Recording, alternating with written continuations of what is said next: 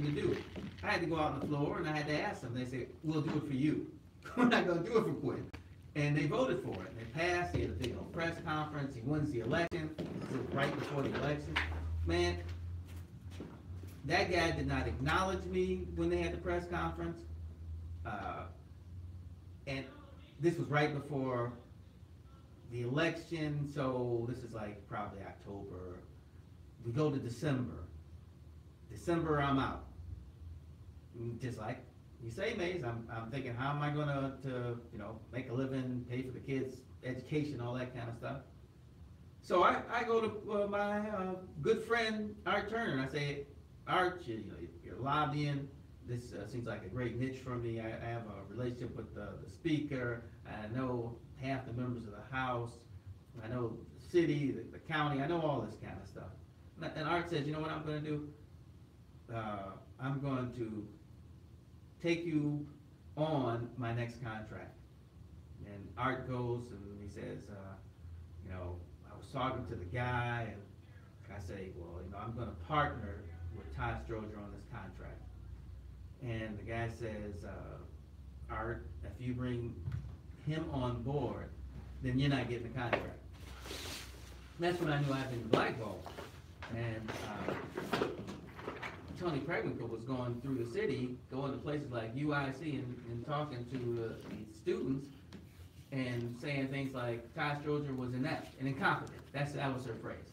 Todd Stroger was inept and incompetent. So she was giving me hell throughout the land. The people who were my allies were like, we can't do anything for you because Tony doesn't like you. And we have contracts with the county we're afraid of.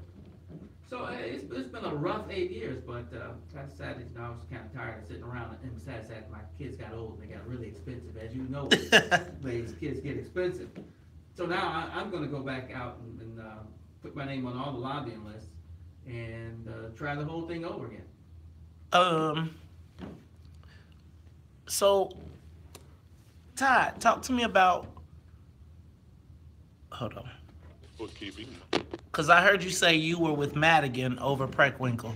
Tell me why you were with. Why would, and I think this is important for people to understand, right? I would say over Preckwinkle because right, you was Madigan's a separate issue. So, Todd, explain to me, explain to our audience Mike Madigan and why you would be working with Mike Madigan. It's politics 101. Mike Madigan is the greatest person to work with because of one thing. When you go see Mike Madigan and you say, Speaker, I'd like A, can you do it for me? He says, I'll look into it.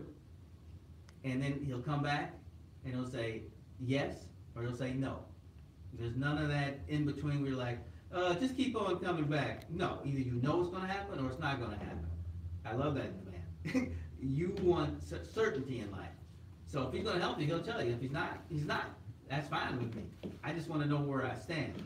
And generally, when he says yes, those resources are going to be great. And he's not trying to take your thing. He's just trying to make sure that his thing is great. So if you can do your thing and it's great, that's fine. As long as you don't mess with his thing. I'm fine with that too. So why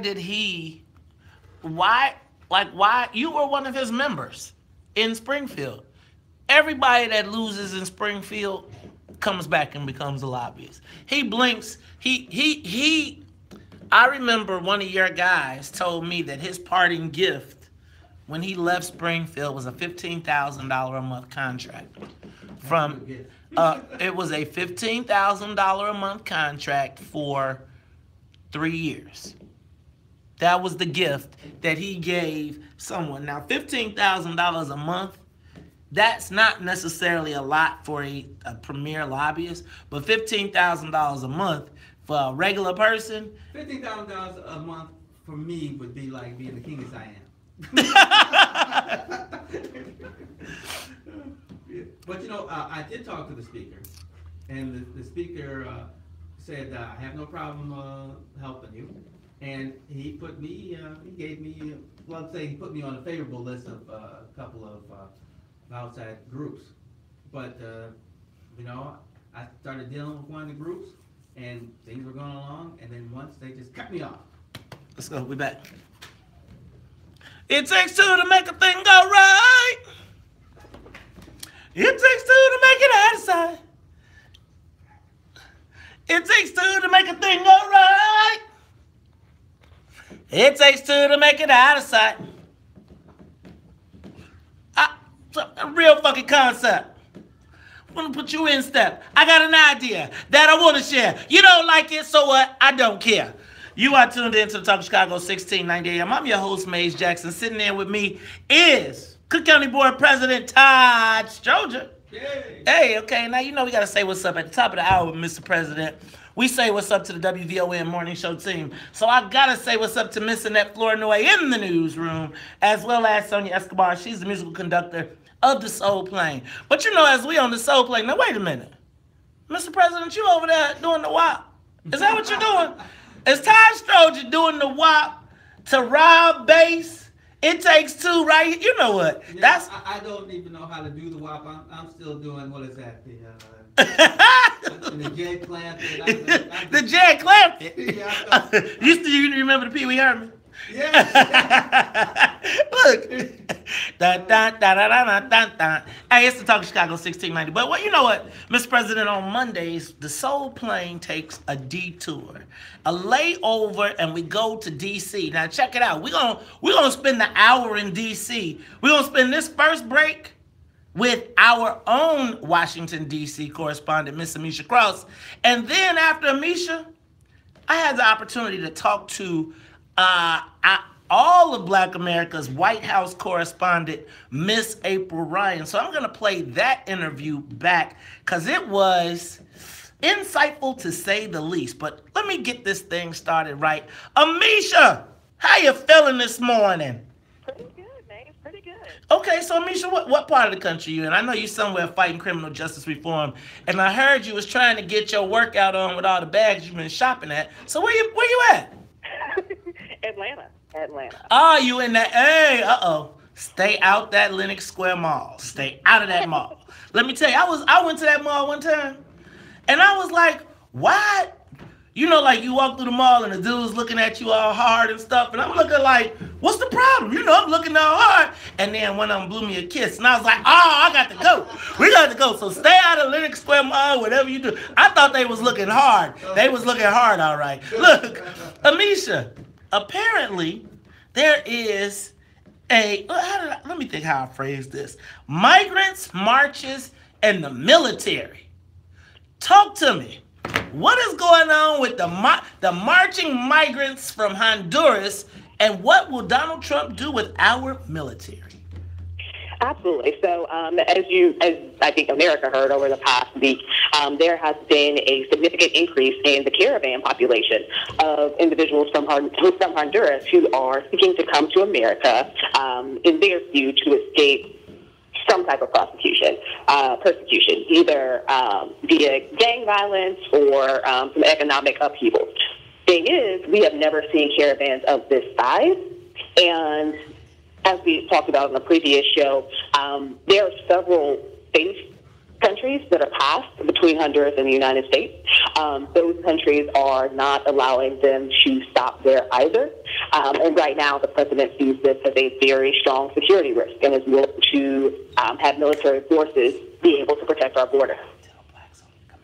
So, Amisha, but I saw them bum rush the Mexican border. Now, wait a minute. I thought we've been trying to build a wall and we trying to keep Mexicans out, and the Mexicans are trying to keep the Hondurans out. The Hondurans bust down the wall and said, we going anyway. Where do they do that at? That's very correct. Right now, what we're seeing is Mexico is drawing a very hard line. They do not want to have the Honduran caravan come within their country at all. And that's been something they've been practicing for over 2 years now. And so now but they broke through the gates, and so now are they going to just allow them to march through and get to the United States? Is that how it works? Or are they going to be facing are they going to be getting picked off along the way? They're going to have several stops along the way. The Mexican government is very serious about extraditing them as soon as possible. I would be very surprised if we even saw half of that number actually be able to pass through Mexico and get here. The Mexican government is not playing about Honduran individuals coming into their country. Man, I'm gonna tell you, they better stick them cartels on them. The cartels probably gonna load them up with packs, and they gonna be carrying all that stuff across the border. Amisha, but President Trump says that he don't care what happens, because once they get to the United States, he said, not the National Guard, I'm putting the military down there. What are the consequences of President Trump sending the military, not National Guard, to defend our borders? And will that be popular, you think, or unpopular? So this is a shift from script, as we all know President Trump is used to doing. The cost affected with actually ensuring that you have military forces outside of the National Guard is very high. So in addition to what we already take care of with our military, there is an increased funding to protect the border. And this is something that we have not done before. Well, I'm going to tell you, Mr. President, what do you think? Do you all think, how do you think that Americans will respond? I mean, we got the migrants now trying to get reparations for being separated from their parents. And we already said you can't come.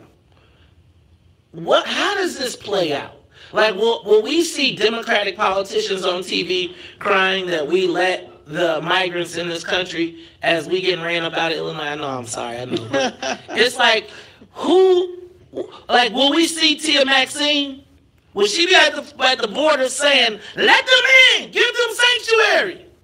I think we will, to be honest. You do? You think Kamala Harris? Okay. I think there will be Democrats who will make that plea that we have to let some people in, check them out, maybe they stay as refugees.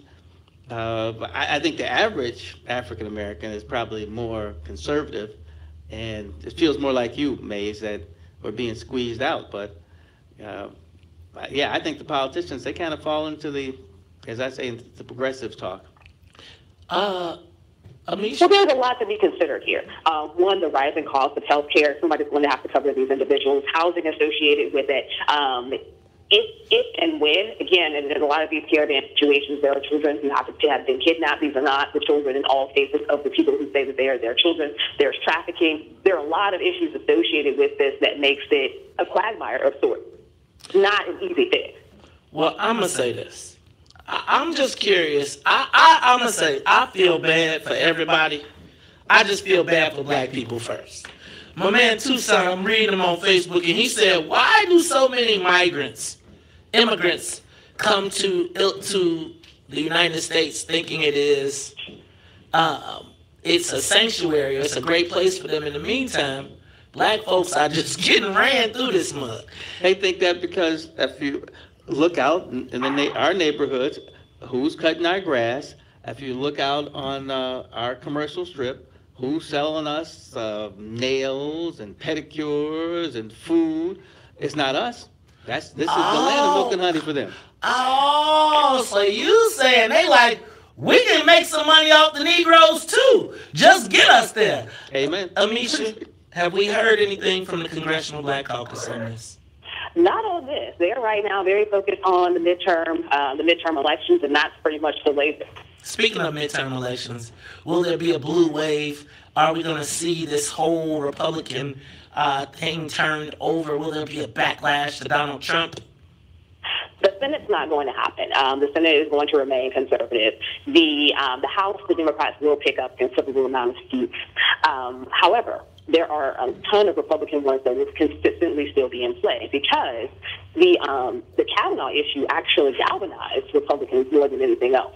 It did not push them to change. It did not push moderates to go further to the left at all. That was something that has backfired. I'm going to tell you, I don't know if white women in the suburbs are so mad anymore. I think they like, not my baby. No. Not my baby. You know what? Boys will be boys. Boys will be. You know what's so funny? Think about, and I'm going to take this to the Homewood Flossmoor thing. Think about how the white women protected their young children, their boys, even if it was sexual assault. Yes. Right? In the meantime, they about to put these black boys about these schools. Look, Amisha, How can people catch up with you? Tell us, you know what, cutting you short today, because I got the White House correspondent today, so I got to get that in. So tell us how we can catch up with you. I don't know, absolutely fine. You can catch up with me on Twitter at Amisha Cross or on Facebook, same handle. Hey, Amisha, stay up out that Lenox Square Mall. It's the Top of Chicago 1690. Amisha Cross. When we come back, y'all, I had the opportunity to sit down with April Ryan, the Washington, D.C. White House correspondent and CNN political analyst. She gonna tell you what, I can't wait to hear why she told us George Bush really did like black people. We're gonna talk about that more when we come back. More of the morning show with Maze Jackson coming up. Y'all, I'm telling you, this is a good interview. This is a good interview. Okay, so you said so let me ask you another question, and you feel free not to answer any question. Todd,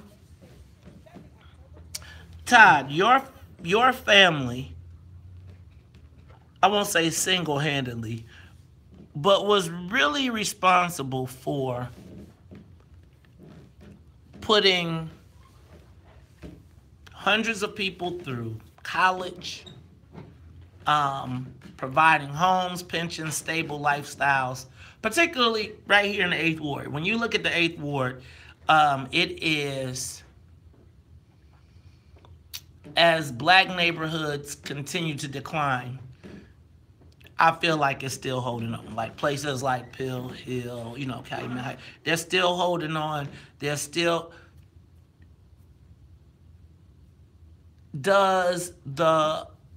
Do the people here recognize your family's legacy?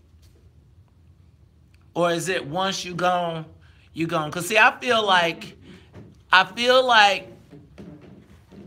there's certain names that, like, where's Bill Dawson's family? Like, when you think about where the Dailies are.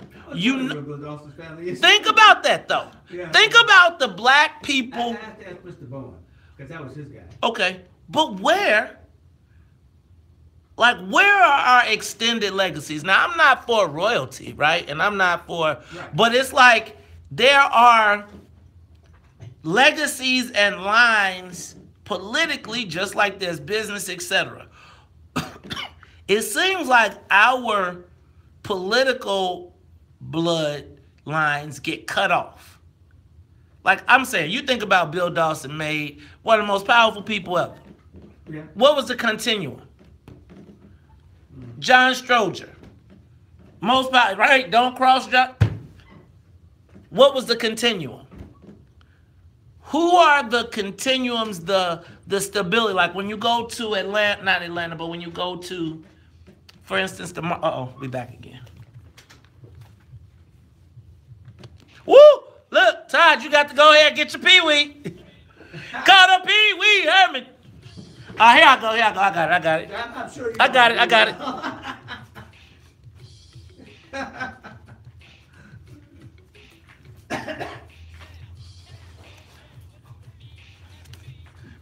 Call the Pee-wee. Think it's cool.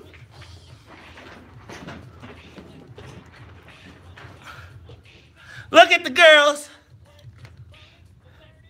Call the Pee-wee Herman. Look. You're more the. Oh, there we go.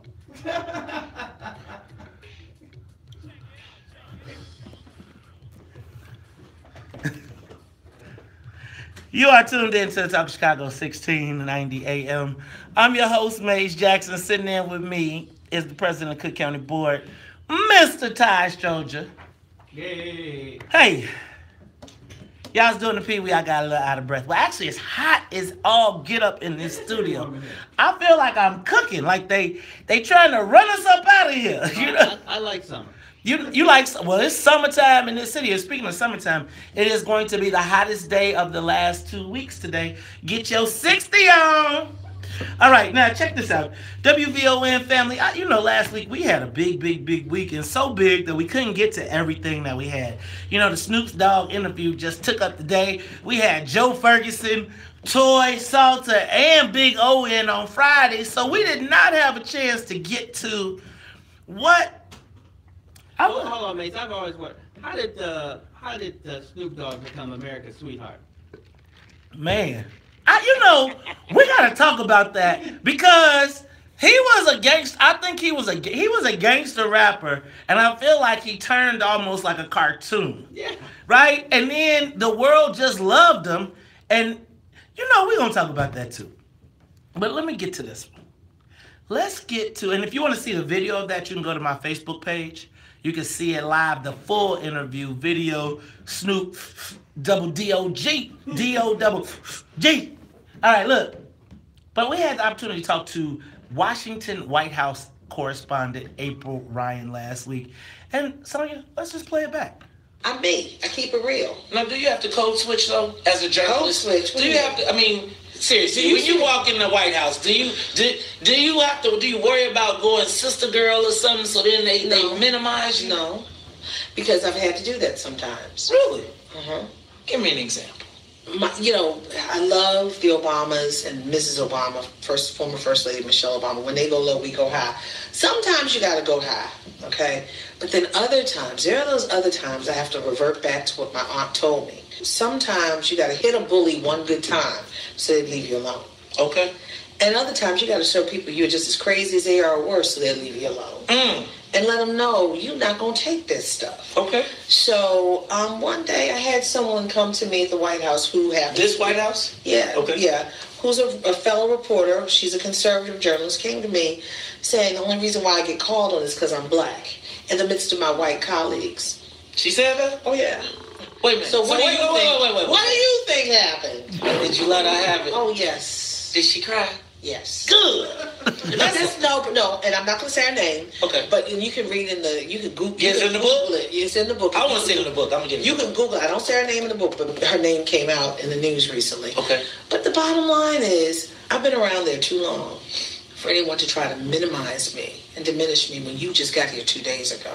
How long have you been in the White House? 21 years. 21 years? And I'm considered one of the deans of the press corps. A black girl. A black woman? Really? Yes. I put a human face on George W. Bush. And he had a heart for a lot of urban issues, but unfortunately he was That's what I said. He had a heart for black women. And Rumsfeld necessarily didn't care about promoting the fact that he was a president who did more for Africa than any other president. Yeah. Wait, what? Yes, he did. Bill Clinton helped him. You got to read the book, the first book, The Presidency in Black and White. But yet Katrina happened, and that's when we heard Kanye say George Bush doesn't like black people. Mm-hmm. But Katrina was a sore spot, and is still a very sore spot for him. And he failed miserably with that because people died, and the look of what happened, it was just terrible. But at the end of the day, he realizes his mistakes and he's trying to correct them. The George W. Bush I saw is that guy who falls into Michelle Obama's arms. At the fear. That's trying to get trying to cop a feel. But he messed up, and he's. You got to read my book. I'm going to. Let me back up because I always thought that George Bush W appeared like a cool dude. The second one, right? I always thought that he was a guy I would want to have a beer with. He was a guy that you could. I didn't think I was going to have some intellectual conversation with him, but I did feel like he was a guy that could make you laugh. He would make you laugh, but you could have a conversation with him. That president, when he was president, when Barack Obama was running against John McCain and Sarah Palin, he said to me he saw the overt and subtle racism against Barack Obama. The day after that Barack Obama was announced as the 44th president of the United States, we were waiting for him to come out of the Oval Office to mark history. He was walking around the office upset, but he saw me out of the French door windows and raised the roof, and we both laughed. Bush, he was doing like you this. You gotta read the book. Bush raised the roof? I think Bush, though, I'm gonna tell you, just be honest with me. Tell a brother the truth. Maze, I'll tell you what you need to know. And what I can I feel like George Bush seemed like he liked the sisters for real. He seemed like now we're going. Was that not journalistic? journalistic. That was not journalistic. Okay, no, not at all. Okay, well, I'm not a journalist, right? I am. Maze said. So what Maze said? What they go? All right. Here in Chicago, there is an uncomfortable conversation that goes on in Chicago as it relates to President Obama.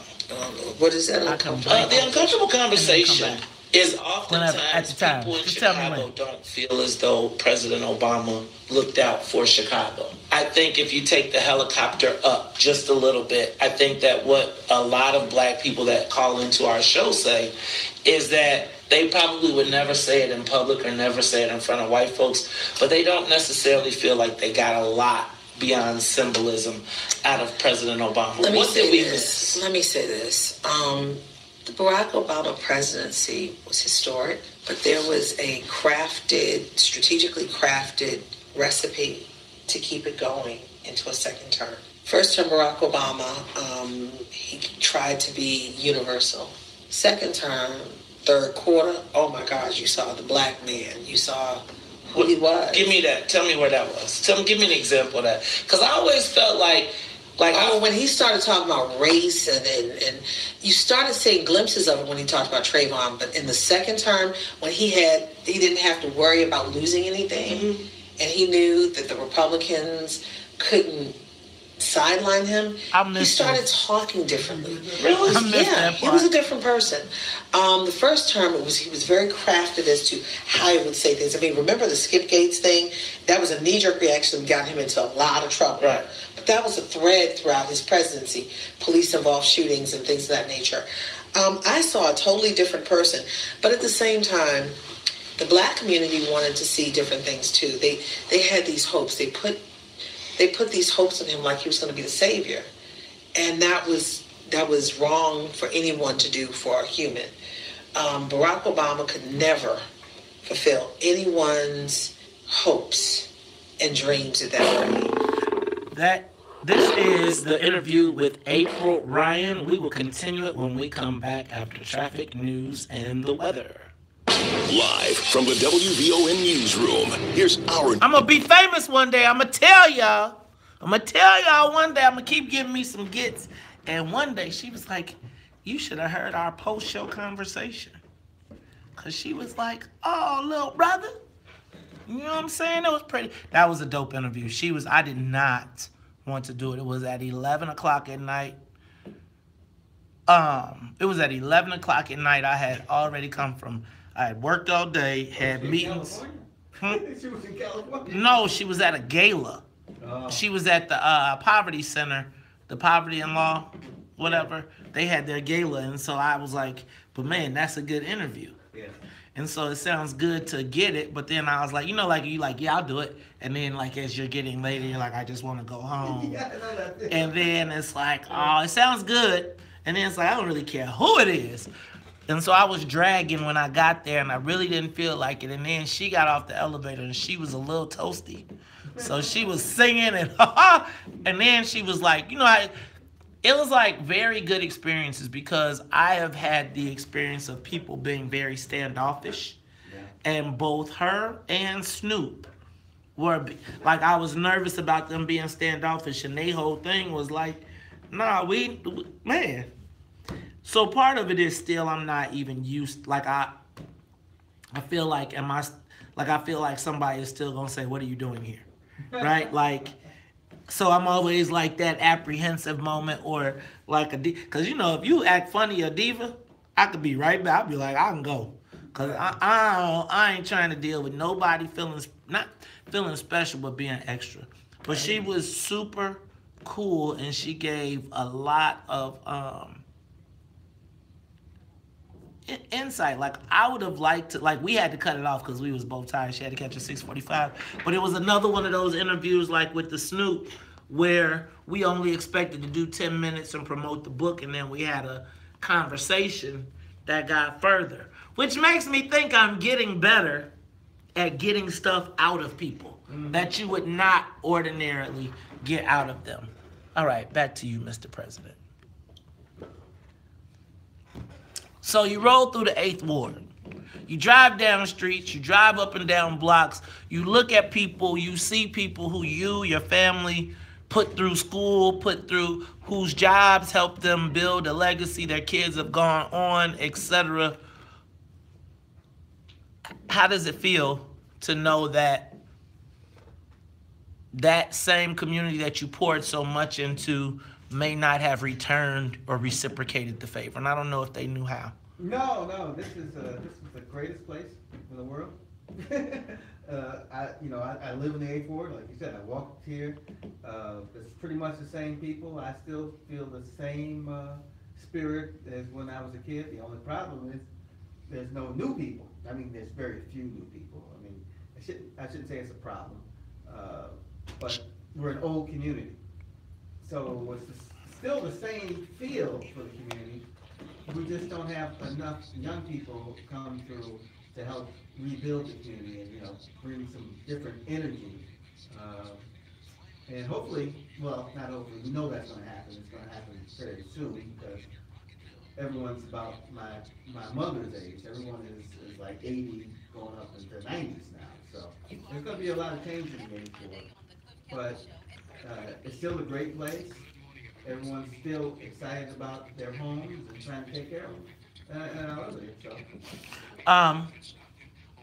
But what I would like to see, something like the Park District name the field house after John Stroger.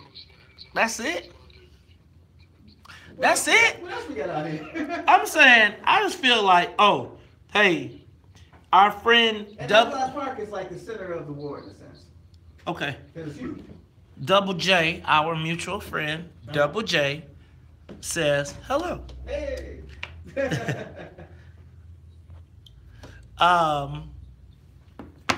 Who's doing a good job politically for black people in your estimation? Man, that's a tough question. This whole thing with the mayor, I never was a big round guy, but that's probably more personal because, all the congressmen treated me like I had stole something from them when I was the county board president. And they literally would say, I'm not doing anything for the county. So. The county where their residents live in? Yeah, it was a strange time. But I will say that the alderman, people want to jump on him for taking his money and all that kind of stuff. But the alderman had a relationship with the mayor that I had never seen before. Alderman with Mayor Emanuel? With Mayor Emanuel. That I had never seen before. With Mayor Daley, when you wanted to talk to Mayor Daley, during the council meeting, you'd be behind the chambers, he'd talk to you for like a minute and a half. But with Emanuel, I'm working with Howard Brookins. Howard could call the mayor would call him back. Do you think it's his affinity to work? Do you think it's his affinity? I've likened the mayor's response to the council. See, I feel like he did a lot with the city council. The city council didn't necessarily know how to translate it to the people. But do you think it comes from the fact that he was a member of the legislature at a point and knows how to work a legislative body and did a lot more lobbying? Like he had to, when he was in Congress, he had to cajole, whip, bring votes together. And chief of staff. Right. And I feel like he enjoyed, that was the part of being the mayor that he enjoyed, was cutting the deals to get, because Washington, D.C. is all transactional. Right. Yeah, I totally agree with you. I think that is part of his upbringing too, which is what makes the tribe kind of successful.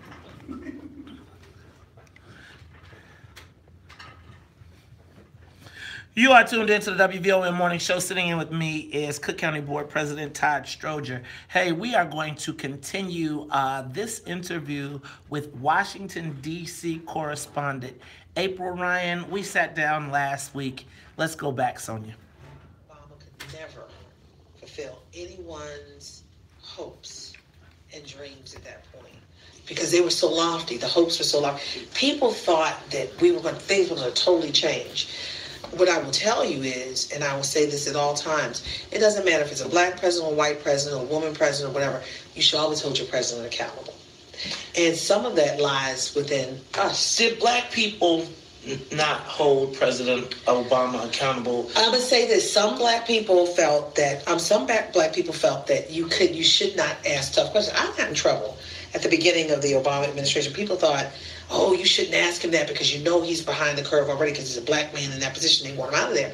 But still, there's a delicate balance. I think that there should have been protests like any other president, but at the same time, understanding that he is a historic president. I think people should have protested. And they should protest Bill Clinton. They should have protested George W. Bush. They should have protested Barack Obama. And they should definitely protest some of the stuff that's going on in this administration. But the squeaky wheel gets oil. When you make noise, they pay attention. When there's enough people in unison, persistently and consistently. So when you say Obama didn't do nothing, I mean, sometimes it's what you can do in the climate and at that time, but did the people press hard enough too? And so, I think there's a formula to that. There's the challenge. And, I think of that time when he was at the State of the Union and the congressman yells out, "You lie!"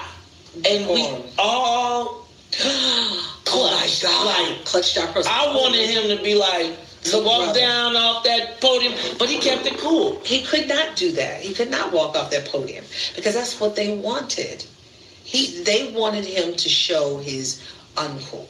They wanted him to show what they thought he was. And I feel like that's part of the reason we didn't protest, that we didn't push, because we saw how the white folks was acting and how they was doing exactly. And at the end of the day, when I see the president fighting for a third bathroom, when I see him fighting for all of these other issues, I felt like, man, what about us?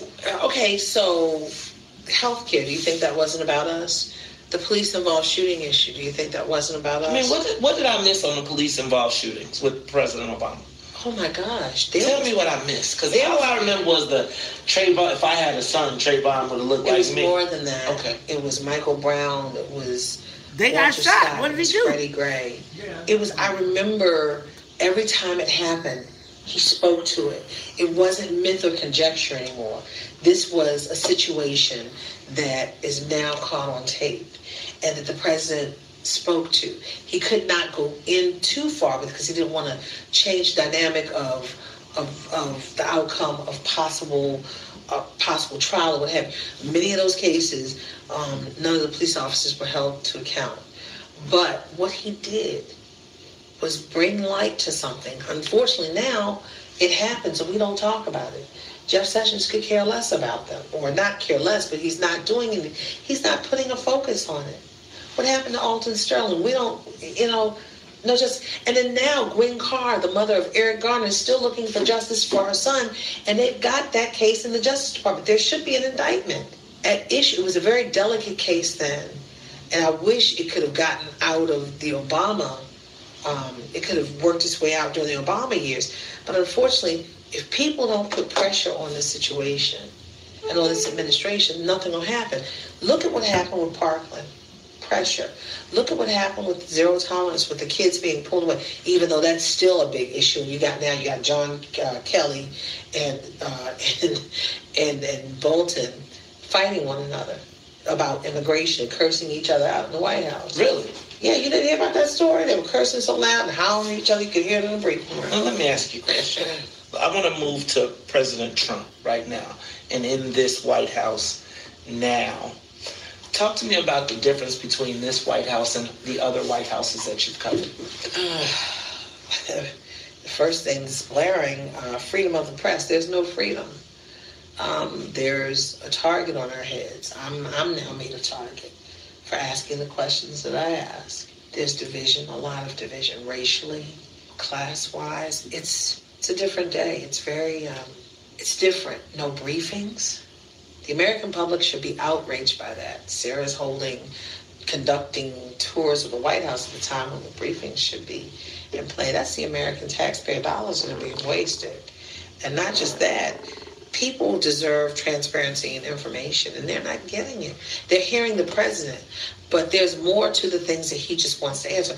I mean, for instance, the other day, he was leaving to go to Florida with Melania, his wife, and I'm screaming, what about voter suppression in Georgia? He wouldn't answer. And if I didn't get an answer from him, if there's a briefing, Sarah would answer. Not getting anything. Where does that leave black people? in this presidency. I mean, it leaves us with Kanye. It leaves us with Kanye. And I'm not trying to be funny, but the Kanye thing is serious because if Kanye indeed is impaired mentally, he says, they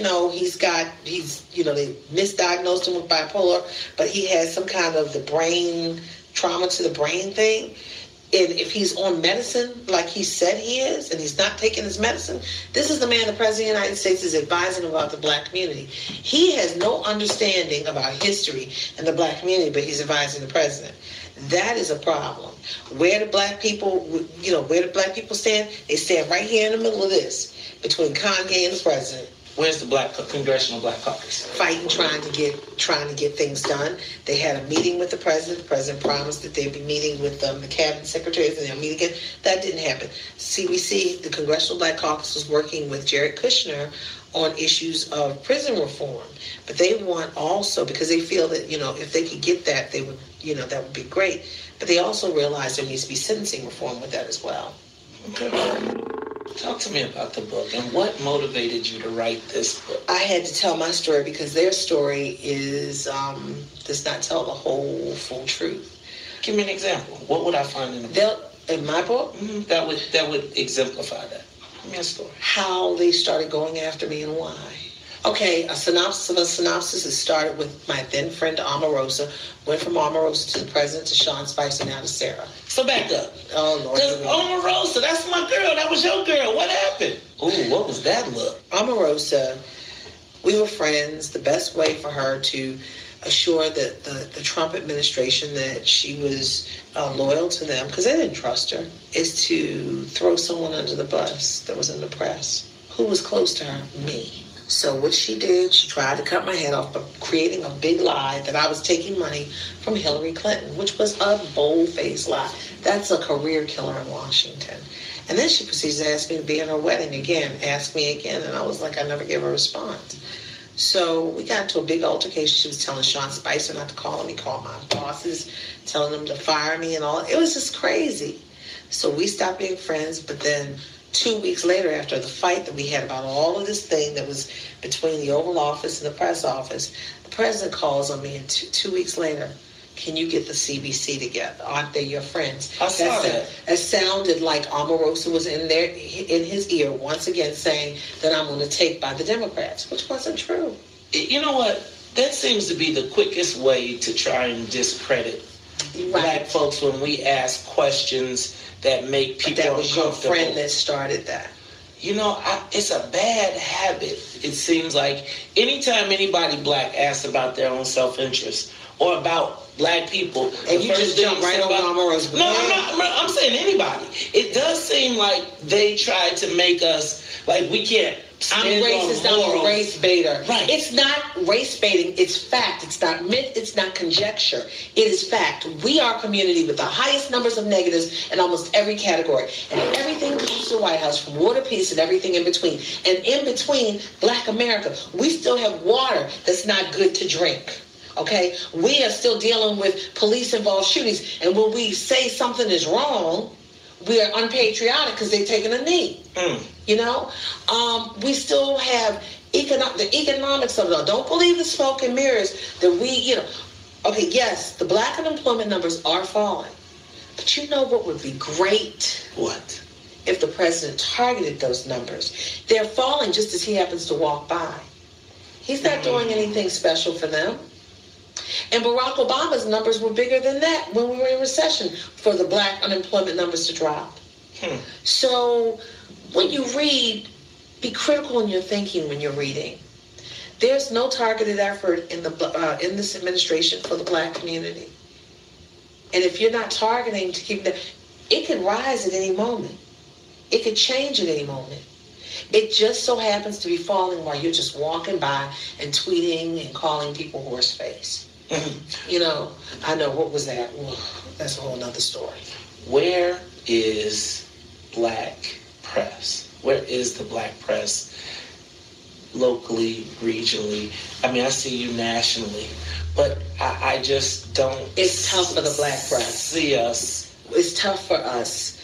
We don't have the funds to travel with the president.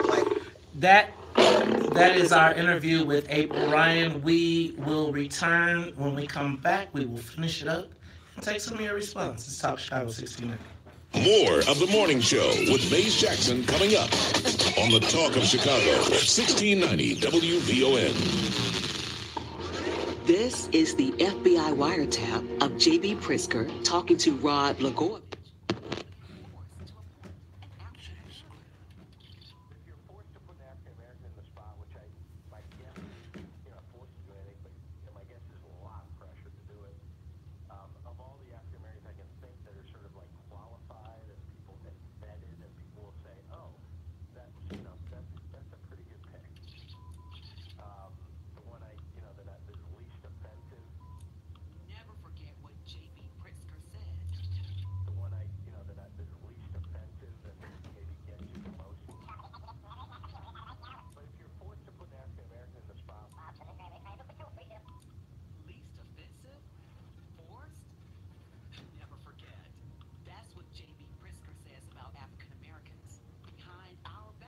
What you think about the Pritzker stuff? What? Talk to me about what you're thinking about what's going on in the governor's race.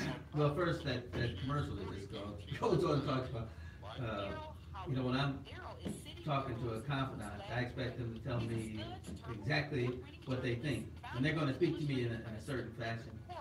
So when JB says the least offensive, he comes back and says the least offensive to you. Because he knew he was talking to Rod Blagojevich, and Rod Blagojevich had a lot of enemies. There was a lot of people that he didn't want. So I think the election is, from what I hear, polls show JB up by a ton, as it should be. And I think this whole thing with this lawsuit, it's a mess. But as you know, Maze, when you go into a business, you have to be prepared. And there are certain things that people look for that will get you more than the next guy. I was talking to a guy who got a math degree at Chicago State. Real nice guy. He told me he majored in mathematics because he was bad at it. Okay. And now he works at an insurance firm. Makes a good buck. But he says he'd been there for 2 to 3 years. And then they hired a young white man from who went to Northwestern University. And that guy started out making $15,000, $20,000 more than he did. And that's because Northwestern is Northwestern. And from the interview I heard with Perry, the young man was saying he thought his and he couldn't have been that young, that old. I was just from his voice.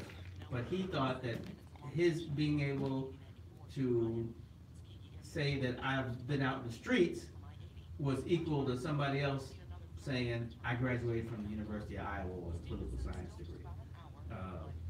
And it's not going to work that way. That's just not how the world works. People look at you and see what you have done, what you've accomplished. College, in some way, is a way of saying that I had this discipline to finish and learn a certain thing, a discipline that should give me a certain amount of money. So, I think JB's going to do fine. I think we'll find that he's going to be very inclusive. That is one thing about being rich, is you can pick your friends. And I think he's tied to a lot of black people. It's like most things. If you can point something out to a guy who doesn't have to be heavy-handed with you, he'll probably help you. The whole key is the elected officials talking to him, but talking in a manner that will bring results. Which, like our 79th Street corridor right here with the reef. If he can bring some funds to help transform that, man, that'd be the greatest thing in the world.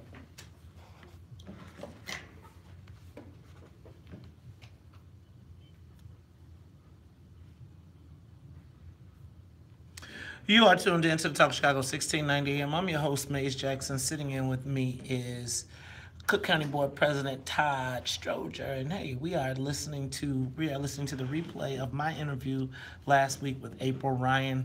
Sonia, let's finish it up. Black press. Where is the black press locally, regionally. I mean, I see you nationally, but I just don't. It's tough for the black press. See us. It's tough for us. We don't have the funds to travel with the president like the mainstream media. We do our best, but when they have a cold, we're on life support. So black press is important. We're the ones who beat the drum when no one else is beating the drum on certain issues. And the mainstream media will do those stories when there's a crescendo moment. You got to build it up. And we're in the trenches doing it. So that's one of the reasons why it's important that I tell my story. Because I talk about those stories that the other media won't talk about. Tell me another story in the book. Well, tell me your favorite moment in the book. Like, what? And then this book was tough to write because it was about me and a lot of the hurts I've gone through. But some of the highlights of the book, chapter 2, Elijah Cummings talking about his dysfunctional encounter with Donald Trump on health care. You got to read it. And Trump threw him under the bus. I know Chuck Schumer is the reason why he said, he didn't want to come and do the to the conversation. And what happened was his people just couldn't get it together. His people were inept. They couldn't work it out. I talk about HBCUs in the book. And that meeting, were you there? No, thank God. Was it just a big show? It was a big photo op, and they got nothing. And I talk about that in my book. I talk about, how HBCUs are so critical to the black community and why they were even born. Because people were saying, oh, they're racist anyway. And after the president said it was unconstitutional to give them money after they said that they were going to do it. It's not unconstitutional. Why were HBCUs built? Let's talk about that. And I put it was built, many of these HBCUs were built out of missionary schools, were made from missionary schools because the master, the white slave owner, felt it was their Christian duty to teach us how to read the Bible. So a lot of those schools started in missionary, like a missionary school, seminary school, and they rose to the university or college. So I love those stories because I'm an HBCU baby. My wife is too. Shout out to XU. Yeah, it's nothing Todd, like Xavier. Yeah, it's nothing like an HBCU. This is my quote, they love us to success. That's what my wife says something. She don't say that, but she was I was like, baby, why you go to Xavier? I went to U of I. She like, nah. You don't understand it unless you're there. It's like a family atmosphere. You work for black media. American Urban Radio Networks for 21 years. Talk to me about the difference between a black reporter that works for black people and a black reporter that reports for mainstream media. And what's the difference in the coverage?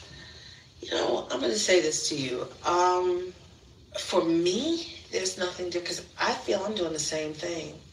And CNN loves me for who I am. I'm unapologetically black and unapologetically report on issues that pertain to an underserved community. So, but it all depends. It depends upon the person. Yeah, because you seem conscious. I see like there seems to be... Some people, and that's the thing. I grew up in a conscious home. A lot of people can go to school and learn the techniques of broadcasting and never have any understanding as to what is happening before. You got to know the history of everything. You got to know a lot about a lot. And I grew up in a conscious home. And when I hear someone saying something that's not true, trying to rewrite black history, I'm like, oh no. When General John Kelly said something about the compromise for slavery, if there was a compromise, we wouldn't be where we are now. I'm like, yeah, because there would be blacks that were slaves in the South. That compromise meant slavery still. So if you understand, you understand. And then you talk to your sources. Anyone can do that. But the question is, why don't they? It's not sexy enough. Tell us about the book. The book is titled Under Fire. Under Fire, reporting from the front line to the Trump White House. It's amazing. It reads like a novel, but it's true. The book chronicles freedom of the press issues starting with me. My personal story. It's gripping, it's true, and it's shock and awe. It's jaw-dropping. That's all I can say. Get the book. Tell me what you think. Can I tell y'all what? Oh, I just got to say this. If it's nothing else, Trump is making a lot of people rich, right? Because y'all writing these books, and you got a bestseller. No, I'm just joking. I was writing I had two books before him. I heard that. And he hasn't made me rich. I made me.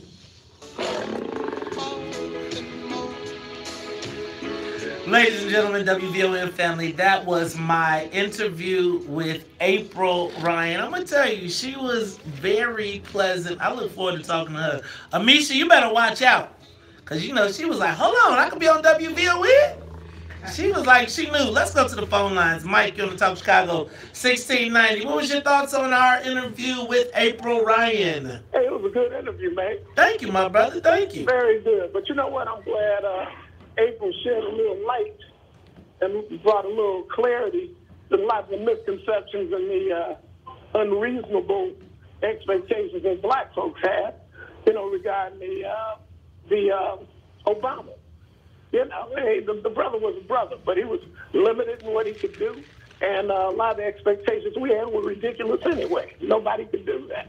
It was just reminiscent of when Todd Stroger's father was around. A lot of expectations there were ridiculous. And the same with Harold Washington. Thanks, Mike. I got to stop you right there because the boss is giving me the sign. Hey, Mr. President, you went to a HBCU, didn't you? XU rocks the house. Xavier University of Louisiana. You know what? We're going to talk, one of these days, we're going to have to talk about this HBCU stuff because y'all keep talking that XU, MU, Morehouse College, whatever, but you know, ILL, baby. I'm sorry you didn't get the experience. I was looking for the school behind the billboard when me and Carrie went down there to visit. I couldn't find it. Look, this is Talking Chicago 1690. When we come back, Homewood Flossmore's principal saying there's gang activity. Not my baby. Maybe. We'll talk about it when we come back. The Talk of Chicago and the voice of the nation. 1690 WVON. Shout out to XU. Chicago. I love XU for no other reason than it The produced Talk of Chicago. the beautiful and lovely Commissioner Carrie Steele. But baby, you see how I got you a plug in there? There you go. See how I threw you know, I had to work you in there since you wasn't at the joint. I had to give y'all some love. Okay, so guys, check this out. Next up, we're going to talk about the principal sending a letter to 75 young people for them potentially being involved in gangs in Homewood, Flossmoor, in the suburbs. So I think that this is a very particularly sensitive subject, and I do not want to offend anybody. I am concerned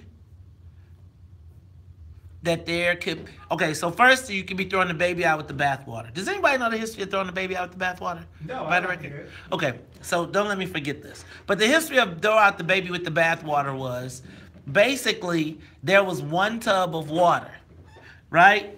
And it went in order. So dad washed first, then mom, then the kids. And by the time the water would get filthy, and by the time the last child was in the water, it would be dark and dirty, and somebody could potentially throw the water out with the baby in it. So don't throw the baby out with, hence don't throw the baby out with the bath water. Okay. So I am going to tell you that the illusion of being in a gang or an organization is very real in the suburbs.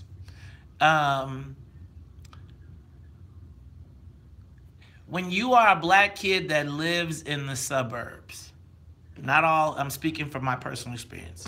Let me go there.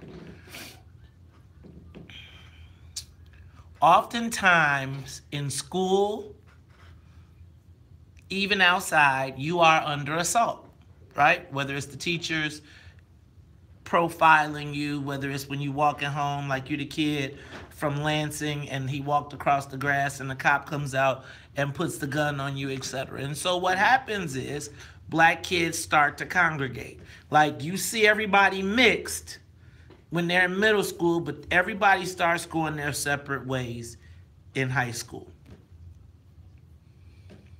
As a black kid in the suburbs, you have a particular challenge because regardless of whether you believe it or not, there is a machismo that comes with living in the city. Like, I remember just city kids being like, man, you ain't from the city. Just like when I talk about Bolingbrook and y'all be like, man, you from, you laugh, Yeah, we're right? funny. And you find it, you make fun of me, right? And that was how it worked. That's how it worked. And that's how I got in trouble at U of I all the time, right? Because somebody would be like, hi, you from Bolingbrook, you ain't blah. And then the next thing you know, we in a fight because it's like I got something I got to prove. I got a chip on my shoulder, right?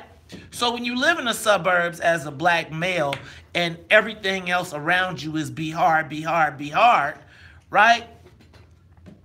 There is an allure because academics are not oftentimes, the academic world works against you as a student unless they've identified you as a gifted or a talented student. If not, then they see you in a way. So, as they see you in a way, y'all start hanging together. And it may not be a gang. It may be a club. It may be a social club. It may be whatever it is. But y'all ride together. And that's how it starts. So then y'all go to McDonald's. And some girl, some whatever. I'm going to also say that if you grew up in the suburbs, you usually had a cousin or a family member who was in the city who was plugged or associated or something. And so you could go do the shake, you could go do whatever, and you know, they might say you, and then when you go back to the crib, ain't nobody, like growing up in Bolingbrook, everybody was either folks, they was Vice Lord, they was folk on hustle. Everything that was in the city, we was all some of that. Nah. But we was all from Bolingbrook, and there was never any division. It's like, yeah, we were, like our big fights was the Renegades versus the Warriors when the show The Renegades came out. The Renegades was one gang, quote unquote, and the Warriors, and we used to fight before school, and it would be like this. But it wasn't death. Right? Remember that show, Renegades, that came on TV? I'm a little older than you. I have no idea. It came on Channel 7 Friday nights. And it was like the Warriors. That's Friday night, I was out. Sorry. Okay. So I was in. So anyway, so now what happens is, so everybody rocking their hats left, right, whatever. Because you could be whatever, and ain't nobody standing on no blocks. Nobody's, right. Well, then what happens is Section 8. Or something along those lines. In Bolingbrook, Section 8 happened. And so what happened was, you got some hard brothers now. Hard brothers, they might not have been super hard, but when they came to Bolingbrook, because you don't know, and these guys know lit. So now you this, that, but you ain't no lit. Right. You ain't no, so, and nobody was questioning you on it. Now these mugs like, what's up? Oh, you spit your lit. Right. Give me your, right? And so now those childhood friendships are like, y'all was cool, but now because this whole other dynamic has entered, y'all now ain't cool. I seen high school people that was best friends, but somebody chose this, somebody like this. Then you got people that then want to not be suburban, right? So, for instance, right? So then you got people come from the city and be like, you ain't blah, blah, blah, blah, blah, blah, blah. So then you got people that actually go and try and get blessed in the city. And then they give them some rank because, we'll talk about it. It's a real situation. And I don't think parents understand. My parents were preachers and teachers, and they knew. Rise and shine with the WVON Morning Show. Wake up, wake up, wake up. Featuring Maze Jackson. Do you understand the words that are coming out of my mouth? The WVON Morning Show. Wake up! Call 773-591-1690. Wake up! As as I walk through the valley of the shadow of death. I take a look at my life and realize there's nothing left. Cause I've been blasting and laughing so long that even my mama thinks that my mind is gone. But I ain't never crossed a man that didn't deserve it. Me be treated like a punk, you know that's unheard of. You better watch how you're talking and where you're walking, or you and your homies might be lying in chalk. I really hate the trip, but I gotta know. As they croak, I see myself in the pistol smoke. Fool, I'm the kind of G the little homies wanna be like, on my knees in the night, saying prayers in the street light. You are tuned in to Talk Chicago 1690 AM. I'm your host, Maze Jackson. Sitting in with me is Cook County Board President Todd Stroger. Mr. President, you all good, man? You know, this rap song is one of the few that made sense to me after the 80s.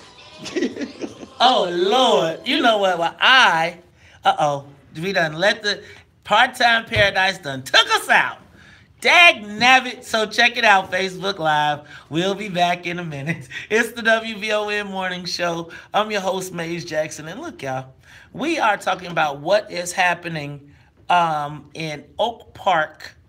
Did I say Oak Park? In Homewood, Flossmoor. Apparently, there was a letter sent out to the parents of 70 students suggesting that they were members of a gang. You know what? Here to talk about it is Arthur Higgins Jr. He is one of the parents of the students who attends Homewood Flossmoor to tell us about the situation. Mr. Wiggins, what's going on? That's what I said, Mr. Wiggins. Okay, all right. Well, what we had was a letter that was sent to us first by the students. They brought it home. But the phone call that preceded that letter, you know, I mean, it was alarming. You have a package coming home, and it is about your student, and there's a mandatory meeting on Saturday with, and then we asked, what is this packet about? We can't tell you. You just have to wait for your student to get home with it. You know, and when we got the letter and reading the letter, I mean, it was infuriating about this letter. There was so much wrong with this letter. My only guess that I could come up with is they did not seek any guidance from any attorney before they sent out this letter. So let's back up. Mr. Wiggins, they sent a letter about what and what specifically is going on. Tell our audience. I'm sorry. The letter specifically said that, you know, your child is either in gang activity or associated with people who are in gang activity. And okay, so your children so the kids are being accused of being in gangs or participating in gang activity. What evidence do they have of that? The evidence that they told us in this meeting that they had with that was the people who were always seen together and pictures that they pulled off of social media. So they were, you know, they were investigating these children if they had social media accounts, through their social media accounts. But I mean, it's far deeper than just that evidence. I mean, their presumption of what it is what was so insulting to most of the parents. So, and what activities were they being accused of, sir? Hanging out together, being friends with people. I mean, just hanging out together. There is no evidence that they've shown us, and I know no evidence from my son going to school. There's no evidence that they've shown us that there were any collaborative colors or anything that had some type of uniformity to it to say you can recognize this as this gang, that gang, or another gang. Now, Mr. Wiggins, and I'm just going to ask you this question. Is there any potential, have the parents done any further investigation or looked into the fact or the possibility that there could be gang activity? Absolutely. Homewood Flossmoor is an area that is a mixture of people who are struggling and affluent families. So this is not a community where people just, idly go by without having a genuine concern about the welfare of their children. In other words, we don't ignore our children. The majority of the children, I take that back. I'm not going to use the word majority. A portion of the children that were indicated in this have been friends since preschool, and those children have also participated in various sports in Homewood Flossmoor as teens. One of the pictures that they took off of social media happened to be of a championship where the kids are surrounded by the trophy that they just won. I am, we always have these parents who just say, not my child, not my child. I'm pretty confident in this, where you have 70-plus students, their parents coming here saying, we got a problem. That this is not that issue where you have a parent just saying, this is not my child. But, I have something I wanted to talk about, and it won't take no longer than 30 seconds for me to read this off, if you don't mind. Go ahead. Okay. The letter was presumptuous by the administration. It was a possible violation of our privacy by having us, heard it in a group that way and talking about things like this. The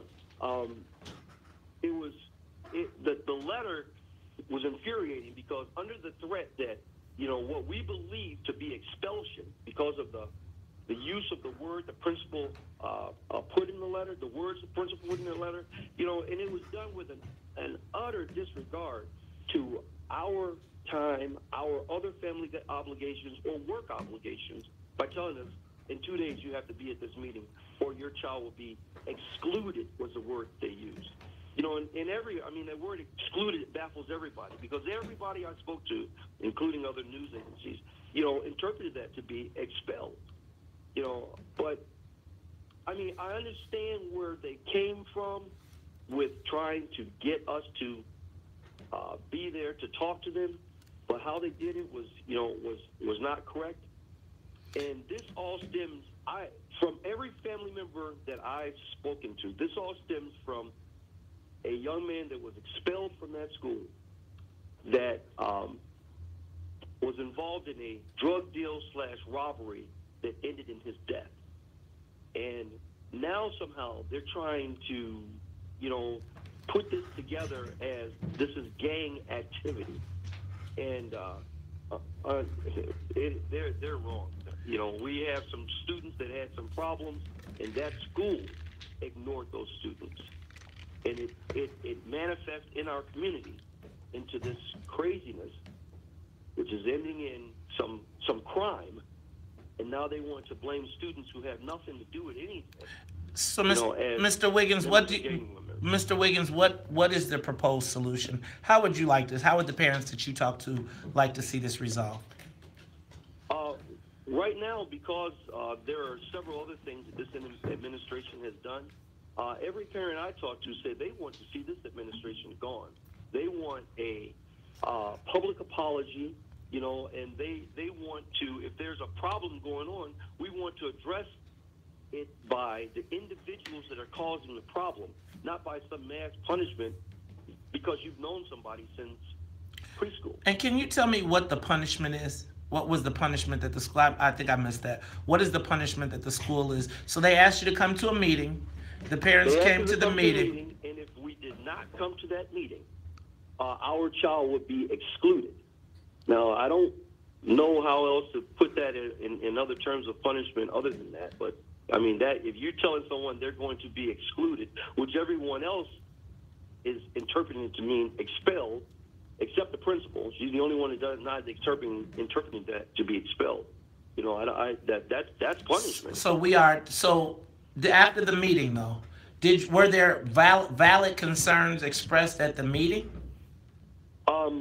most of what I'm talking about now, most of what I'm talking about now is a representation of what was, and by the way, there was 3 meetings. There was a 9 o'clock meeting, an 11 o'clock meeting, and a 1 o'clock meeting. So they separated us into approximately groups of 25 and 30. Okay. But after my particular meeting, you know, what I'm telling you now is what other parents were expressing. How did you come up with this investigation? Who did the investigation? You know, what made you determine or think that there was gang activity?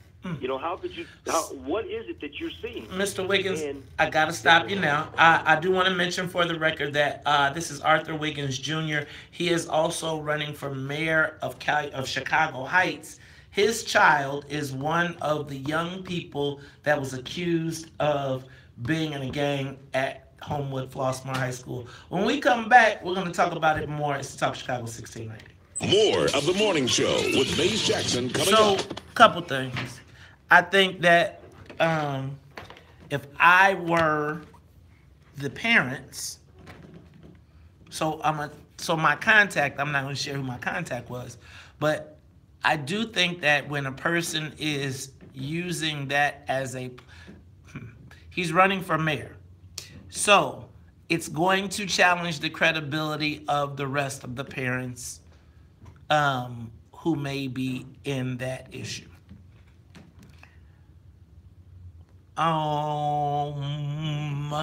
I can speak to the fact that, again, kids are different when they're not with their parents. Yes. Now, if a kid showed up dead at the school, right, then there would be outrage because the principal was not on top of it. Now, I'm not suggesting, I don't know what the process was, and I don't know what, this is what I think. I think that the principal said, hey, you can interpret what excluded means. That's one thing. But I think that it was a move on behalf of the principal to bring the parents in and say, look, there's a problem here. And what I'm through talking to him. He's done. I'm done with him. I don't think that parents, let me back up. I feel like black principal has 2 worlds to manage. She got to manage the white parents, and she got to manage the black parents. I'm not suggesting that white kids don't do stuff, and I'll talk about that. I think all kids do stuff. Right. All kids. I think when you are dealing... I went to school with all kids.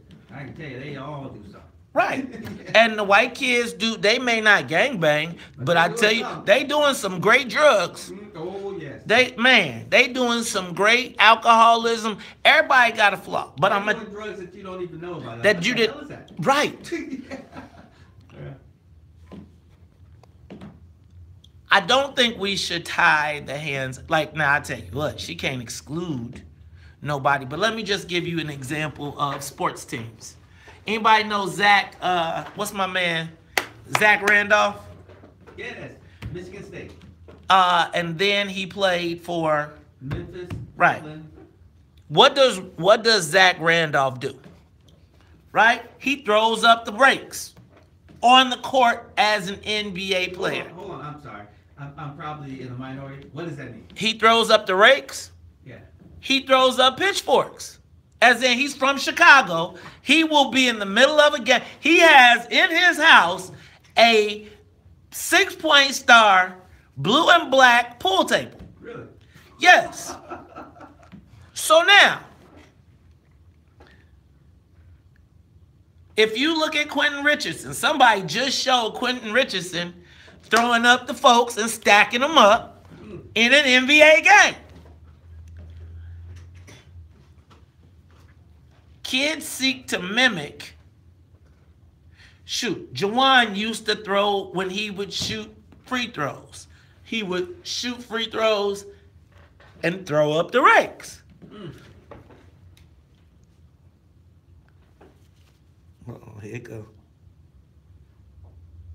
So the challenge becomes, and I'm going to also say that being in a street organization, particularly in the suburbs, is sexy. Right? Right. It is. It's like girls like the tough guy, Yes. the bad guy, Bad boys. right? Yes. And it's cool to be part of the clique. And so all I'm saying is, parents, be real. Like, my parents, I was home, I never missed a curfew. Never. Every Friday of my senior year, I was in Allgale Gardens on Block 3. And I was home by midnight.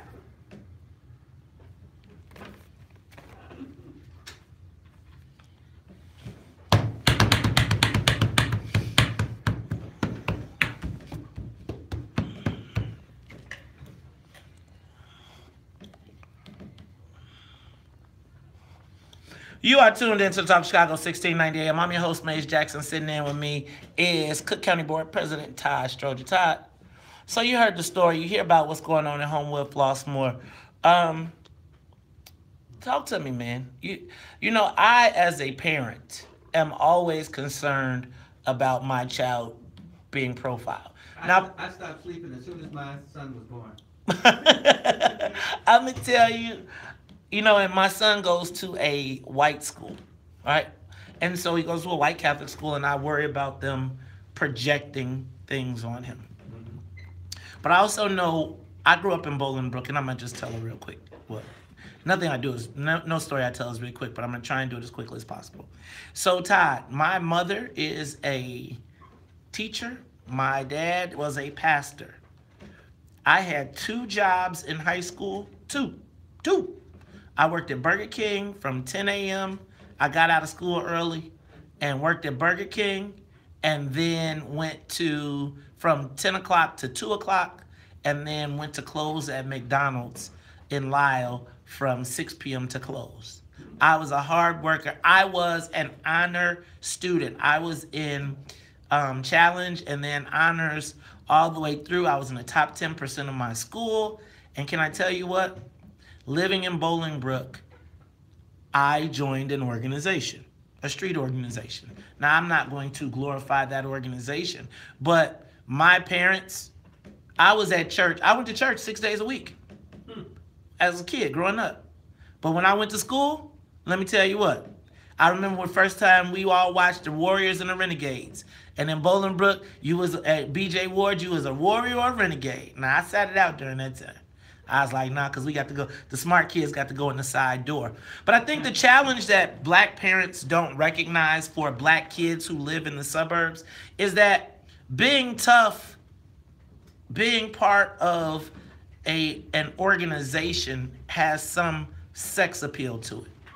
To women, because women like bad boys, right? That's right. Also, when you think about, one of the things that I always thought about was, remember I told you I grew up in Bolingbrook? And remember, Everybody knows you grew up in Bolingbrook. and you see how your reaction was? Yeah. You kind of laughed, right? You exactly. Chicago from Bolingbrook. And so guess what happened, right? Then we overcompensated, right? So now the kids in the suburbs are getting laughed at by, or when you say I'm from HF, right? And the world and the culture is hard. You be like, man, we ain't soft, right? And so then you start to, and I don't want to proclaim these kids as gang members, but I do want parents to understand the dynamic of being a black young man growing up in this society, right? And everything that talks to a black dude is about being hard, being tough, and so now... That is one of the reasons why black men get shot so much. The majority culture looks at us and instantly says, that guy is violent and probably oversexed. So we take on some of those characteristics to prove how tough we are. Can I tell you, growing up, So, I mean, honestly, all of those things, and I wanted to be tough. So I joined an organization. Let me give you the example for a lot of people. They don't understand that when you move your kid to the suburbs, right? A lot of times black parents move their kids to the suburbs because they want to get them away from the element, right? They want to get them away. They want to make sure that they can go to school safely, etc. But then what happens is, so now you got, because in Bolingbrook what happened was, we all used to be some of something, right? My cousin was this, so I would come back to Bolingbrook, I would learn a little shake or something, and then we were all like, until we was probably in high school, everybody, they had folks out there, they had vice lords, they had folk corner hustlers, they had, everybody had something, right? I never guessed. Right, but can I tell you, we all be at McDonald's hanging out, chilling out. It wasn't intense like that until high school. And then Section 8 came, right? And when Section 8 came, there were real members who came and they started putting hard lines in. So people who were friends all through high school, grammar school, whatever. Now you got rules. Now you got rules, right? Because now you claiming XYZ, but now you don't know no lick. Because you ain't know. All you just knew was your cousin told you to shake, and you in Bolingbrook, and you could wear your hat to the... And so by my junior, and senior year, it got so real where people who grew up together were literally shooting at each other in Bolingbrook. People were going to jail, and I didn't know Bolingbrook had that kind of problem. And our parents, and it wasn't, let's be clear, we wasn't outside in the streets like, okay, it's a bloodbath, but I'm telling you that there was a pursuit to be hard. Yes. And then it would be the guys from Joliet would come, right? And so then we would all stick together and be like, and then we would all roll out together. And what I want parents to be aware of, especially as a black young man who grew up in the suburbs, right? Don't underestimate the appeal, and sometimes the appeal is stronger in the suburbs. Sometimes the appeal is stronger in the suburbs because you don't want to be looked at as the soft suburban kid. You know why I got in more fights at U of I? Why? Because somebody from the city was like, you from Bolingbrook? Bolingbrook? What? And see how you laughed? That usually ended up with a mouth shot, right? And then the next thing you know, we around the campus looking and being tough, and then all the Bolingbrook guys click together. The four of you? No, actually, see, it was U of I, so really, it was only four CPS students. It was plenty of U of I, plenty of Bolingbrook students at U of I. Look, we're going to talk about this more when we come back. We don't want to blame the kids, but parents, you can't just say, not my baby, because they walk out the door, and the next thing you know, got to be proactive. It's Talk Chicago 1690. We'll be back. Live from the WVON. I'm saying, how many of my guys, like, again, everybody had family that was plugged, because nobody was from Bolingbrook. We all came from the city, right? So if you came from the city and you was in, like I came in 3rd grade, so you couldn't really, but by 5th, if you came 5th, 6th, 7th, oh yeah, you knew what was going on, and you had somebody. And then it was, I remember when baby folks first started coming out to Bolingbrook, and everybody was baby folks this and baby, I don't even know that. Damn, Carl, do you don't remember that day?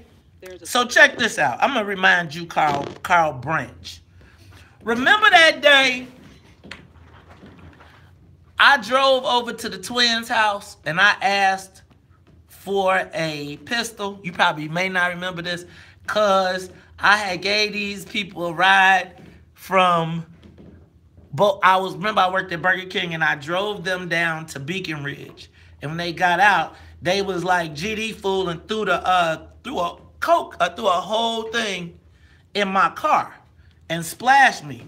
And I came to the twins to come find a pistol because I wanted to go kill him. Real talk. And it was like, you didn't give it to me. You didn't. You didn't give it to me, Carl.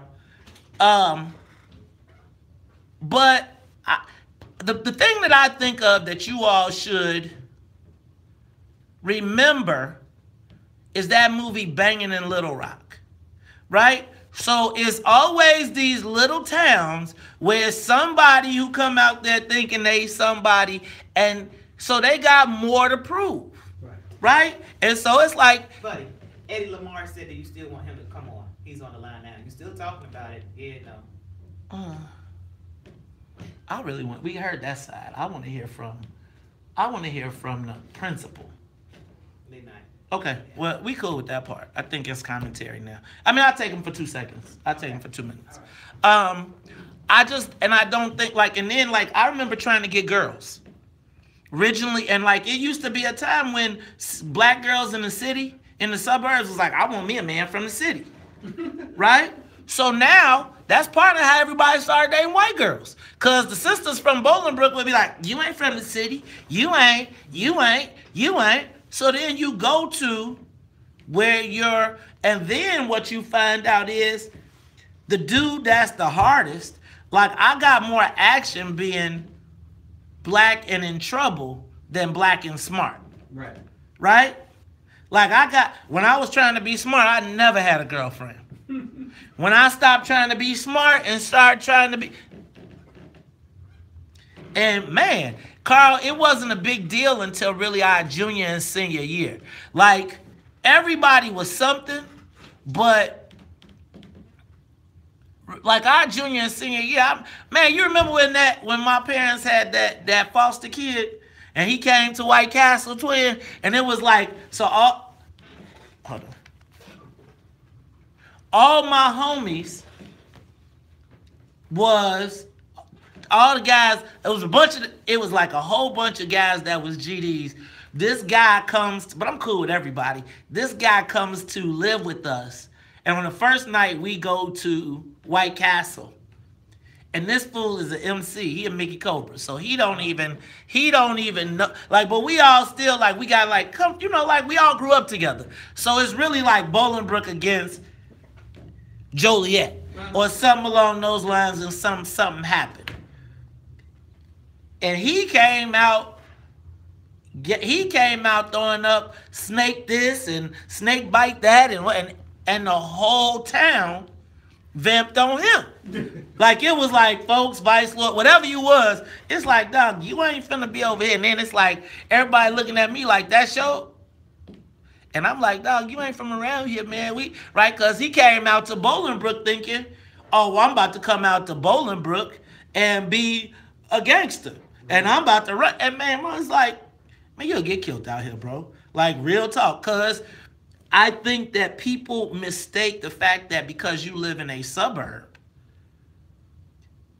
that, no, you don't do the daily challenge of walking through a crowd of people. But shit, here in the city, most people avoid trying to walk where it's problems, right? I think that where people make the mistake is that you think that because where someone lives doesn't mean they ain't got hands to throw. That means they can't load a pistol. That means that they can't have no anger. And that is, to me, and then when you say the city doesn't make you able to fight. The city doesn't make you able to be bulletproof, right? And then once a person realizes that, like, yo, just because your address, and I just think about our junior and senior year, man, it was like you came outside and, man. So I just think that parents don't recognize, and all of this would happen, and then everybody go in their house. In their nice suburban crib. Yeah. Right? Right. But there was white boys too. The white boys had gangs. The rude boys, they used to be out. They used to be beer, like everybody had. They was some beer drinking white boys who was kind of like the outsiders, You read the book, The Outsiders? Like, they was like the greasers, Yeah. right? Like, they was the ones, you had the burnouts. Like, everybody had their little, and it was white. They didn't call themselves gangs. But they acted like it. Huh? But they acted like it. No, they was. They was rude boys. They had a shake. They wore clothes. They were just, Because, again, there's an element, like, once you get through being women like bad boys, period, there was a place to be a bad boy. Now, no, there wasn't as much gunplay and there wasn't stuff. But, man, it was fights. It was, it was. Did you see the movie Alpha Dog? Bam. Yeah. Bam. See that? Alpha Dog is a perfect example of the white boys trying to be listening to, man, but the rude boys would fight. Like, there was an intimidation factor usually with black people where it's like you could almost punk people out of fighting. The rude boys was like, fuck that, we fighting everybody, right? It's like what Dave Chappelle said. To be a gangster, huh? Like Dave Chappelle said.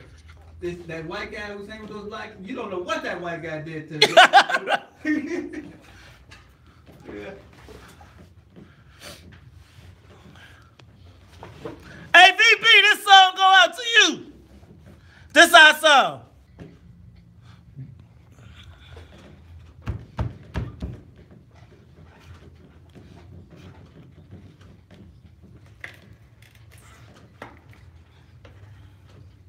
Want a beat?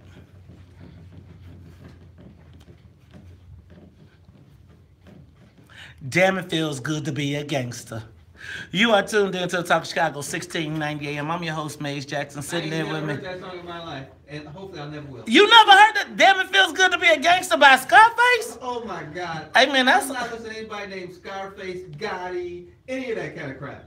Hey, the Ghetto Boys, you don't mind just playing tricks on you? Let me tell you, I'm blacker than you are, and I ain't never listened to that stuff. Well, I'm gonna tell you what. I'm gonna tell you, man. I think this. I think black parents in the suburbs, be on the lookout. I'm not telling you your son is a murderer, death killer, but what I will tell you is that there is an appeal to the lifestyle. Everything in that talks about black men is about, man, being tough, being hard. Yes. You don't see examples, black success, you don't see examples of black folks in top of the ivory tower as success. And so when you think about the videos, the music, everything that is being poured into your child, right? I just want you to be aware, because Maze Jackson, son of a preacher and a teacher, who worked 2 jobs, top 10% of his class, academic scholarship to University of Illinois. My mom would be like, nah, she probably listening right loud, like, Mason! Oh my! But it's real, and I'm not suggesting, I feel like the principle, I don't know what that letter meant, but I feel like it's proactive, and I don't want... And you want to be proactive. Right, you don't want to be in a... You don't want to sleep on it and say that nothing's going on, and then you find out later when somebody's been killed that, yeah, there is something. You know, when I was at Xavier, and this is like 1985, there was a guy, Jason, and Jason was big. He was like 6'4", 215. He was a basketball player. And he was introduced to me, and you know, I'm like 5'6" and about 145 pounds, right? Okay. And he looked at me and he said, how do you survive in Chicago? And his expectation of Chicago was, you know, you always had to fight and you had to be tough and all that. Where I agree with you that there's a thought that you have to be that way when you're a black man, and I'm sure it's the same for every black man everywhere. Well, I'm gonna tell you, man. I remember people like Tony Myrick, Big Leonard McLaughlin. Like, we had our own guys that I don't care who came from nowhere, no kind of way. We was putting our guys up against your guys. And I'm saying that the world is a ghetto. You know, Ice Cube did a song about it, and he talked about the fact that the hood is everywhere. And I'm just telling black parents that lifestyle, think about when you listened to black parents, my age. Mm-hmm. Snoop Dogg, what music did it tell? How did you feel when you listened to that? When you listened to the Mobb Deep Shook One's album, how did you feel? How did you act? I'm talking to some of us who I kicked it with when we was living that lifestyle because we thought it was the bomb. Because we was living our young life and we thought we could live forever. Now, I'm sorry, I was born to be square. See, what was your action quotient like? My what? Your action quotient. I don't even know what that is. Your action quotient. Did you get a lot of women? No. See? I'm telling you, Todd, I'm telling you. The secret to the whole thing was, because I used to be a book smart nerd. I didn't have a girlfriend until I was in college. I didn't have a... Well, I ain't going to say that. But you know what, though? Because I'm going to tell you who's going to give me some perspective. First of all, I didn't know this brother had no 18-year-old, but one of our own, Eddie Precise Lamar, he's a father, motivational speaker, as well as you can catch him in Rolling Out. His child went there as well. Brother Eddie, what's going on, man? What am I missing, my man? Good morning. How y'all doing this morning? Great, man. Great to have you. Talk to me, my brother. And you know what? I was just listening to, and what you're saying is 100% correct about how we grew up and the music we listened to and everything. And none of that has changed. I think it's even become even more accessible when we talk about that lifestyle and all that kind of stuff. But what happened with this letter is that the language that was used and the way that this conversation was initiated put a target on the backs of the students and the parents who were invited to this meeting.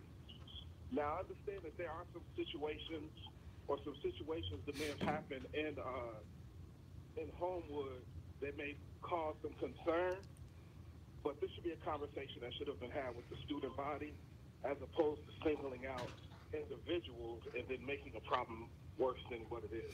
So was the issue the way that it was addressed? So, yeah, I mean, you like you said earlier, you said it was proactive, and I totally agree with that. But the way that this situation was addressed was totally wrong. We already live in a world where we already have marks on our back already. So we already have bullseyes on our back. So it can be exercised either in the form of the public school to prison pipeline or just sitting in Starbucks waiting to have a meeting. So that target is already there. So when you do this and you threaten exclusion, it makes parents feel a certain way, and now you just increase the bullseye. Now it becomes more red and more visible for people to shoot us down. Well, Brother Eddie, I'm going to tell you this. I think what we got to do is figure out the happy medium, because you and me both know that the music and lifestyle is influential in our kids' lives. And I'm just going to tell you, it was so much that I did that my parents had absolutely no clue of. And if you were to tell them, they wouldn't believe you. They just would not believe you. But I think the peer... That's all of us. It's peer pressure. I was a nerd. I just said I was a choir boy. So, Brother Eddie, how do we resolve this? So I think what should happen now, since the damage has already been done, I think a meeting should be had, an apology should be issued to these parents and students for singling them out. And then secondly, a conversation should be had with the student body in order to address whatever problems they're having in Homewood. Because look, everybody knows the violence. Everybody knows that there's violence. Nobody is immune to it. I appreciate the principal for being proactive, but now we need to have that conversation with the full student body so that everybody's aware. There it is. All right, that is our guy, Eddie Lamar. He's a father of one of the students, motivational speaker and writer for Rolling Out. Hey, man, I saw you on the Snoop tip, too, man.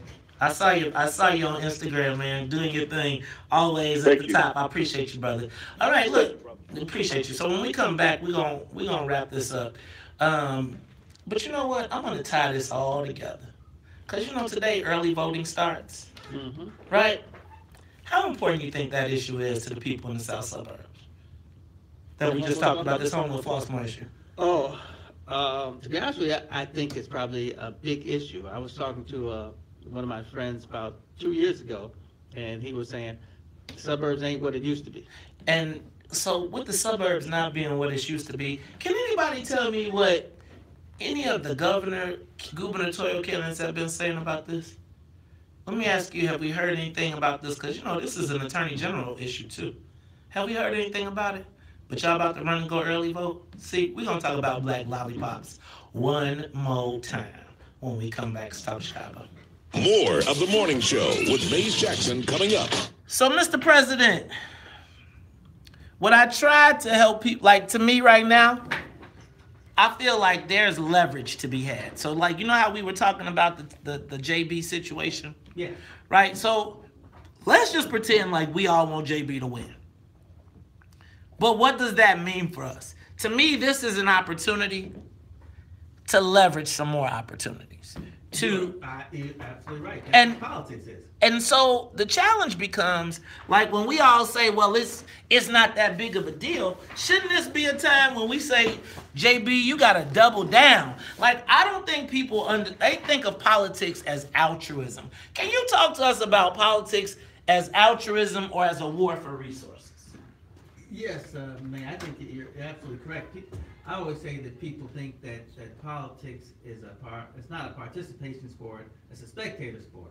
It's like going to the basketball game or the baseball game. You sit in the stands and you watch everybody do what they do, and then you go home. But it's just the opposite. It looks like JB's going to win. The polls have him up. You can see, and if you listen to some of the other talk shows that are more conservative, that the conservative Republicans aren't going to vote for Romney. They're just not going to vote. They're going to sit home. So I see JB winning. And JB has a connection with a certain amount of the black elected officials. The key to that is you make something happen. You put something together.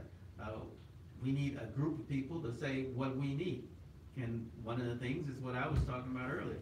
You can say, look, we need your Department of Economic Development to figure out a way to help fund, put new businesses down the 79th Street corridor, do some infrastructure improvements to help make that Regal Theater something that becomes a destination for people. And that's how you make your votes work for you. You come up with a plan and you give it to them. You say, look, man, we supported you and we support you because we need you to support us. And if you don't, you know, it's just a pipe dream thing that things are going to change. What don't people understand? What do you think black people miss the most about politics? Having grown up in it, what do you think we don't understand about it? We think we go home after the election. You don't participate anymore. All right, I elected somebody. Do what I need. Then you go home. No. For one thing, I was just talking to a gentleman about the alderman, and they're like, well, I had to tell the alderman there was a pothole on 79th Street. Well, the alderman has himself and like 3 other people. The ward is huge. The whole thing about being in your ward is you communicate what your problems are, and then they try to help solve them. So if you are not part of, what do they say? If you're not part of it. If you're not part of the solution, you're part of the problem. You're part of the problem, that's right. So if you're not working, then you can't expect things to change. And it doesn't mean you got to be out 24 hours, 6 hours, 8 hours. It's not your job. But picking up a phone and talking to somebody for 20 minutes, that's not going to kill you. And so how do you so can I ask you, Todd, you can ask me anything. Who, during your trials and tribulations, who has stood by you? Who has been helpful to you? The most helpful person to me, I guess I'd say, is probably Jesse White. Okay. What? Yeah. Because, my wife works as Secretary of State. And, once I left the office, there came a point where some of his people were like, you ought to fire her. And Mr. White was like, no, I'm not firing her. Loyalty. See, it's like that's the thing. And you know who really was in there fighting? Walter Burnett Jr. Walter's my man. The man. You know, there people don't understand about my dog. I tell people there are two people, when I was the president, there were two people who came to my office just to come to my office, not to ask me anything, Howard Brookins and Walter Burnett. Man, bro. All right, let's do this. You are tuned in to the Talk of Chicago 1690 AM. I'm your host, Maze Jackson, and sitting in with me all week is Cook County Board President Todd Stroger. I'm going to tell y'all what, if you are not watching Facebook Live, YouTube Live, you are missing out because you think I'll give you some insights in between the breaks. Well, the president has seen it from the guts, and he has given us true insight as to what's going on. And I cannot wait to have you here all week, man. I might have to, during the political, on Election Day, man, we might have to do our own Election Day special or something. Let's talk about it. All right, so look. Home with Flossmoor, I just want to point out, and I want to say to the parents, figure out how you all can collaborate with the principal. Maybe she didn't handle it right, but what I don't want to see is the white, like, we don't deal with it, and then the white folks decide that they're going to still deal with it, the police and everything else. Yes, the way they deal with it is never very good for us. It is never very good, and I also think exclusion probably meant that, you don't want to see it, because I think what she really meant was she was going to take them from the general populace and put them in other rooms until their parents came to talk to them. I don't think she was really talking about expulsion. And then I just want to point out to y'all that, the challenge of being a black principal in a predominantly white area, or an area where white folks don't really want you to be, because they don't really want your kids to, they don't think that you can educate them. Think about the stories we've heard from black teachers and black administrators that have told us what they have to go through. So I just want to make sure that we don't throw the baby out with the bathwater. But President Stroger, today starts widespread early voting. And I just want you to, I got just a little commentary I want to share. They hope today that you will begin to vote early so they don't have to worry. See, I remember when early voting had just started, and a good friend of mine and yours, Double J, said to me one day, he said, one day, Mace, one day, there's going to be a precinct captain and he's going to vote his whole precinct early. He's going to have all his votes in early. And he said, and then I won't have to work on Election Day. That's my Double J impression. That's not too bad, actually. But as a political operative, that's great. But as a black man in Illinois, it sucks. Because for every early vote we cast, it's one less time the candidates have to worry about what we think or issues that impact us. Now, just take this incident at home with Flossmoor. And think about how many people in the Southland are dealing with this issue, have dealt with it, or will deal with it, because it's just moving further south as we go. If you ask the people in Dalton, this was a Dalton issue 20 years ago, and it's just moving. But let me ask you a question. If you are, and so thinking about that, everybody today, I thought about all the people I know rushing to early vote. And in the Southland at that, which is the land of milk and honey for votes for the Democratic Party. Yes. But when you're rushing to early vote without ever hearing what the people you're voting for have to say about your issue. Your issue. So right now, as you go to vote in the Southland in Homewood, Flossmoor, have you heard from J.B. Pritzker how he would deal with this as the governor of the state of Illinois? Have we heard from the attorney general candidates, both of which are black, how they will deal with these issues?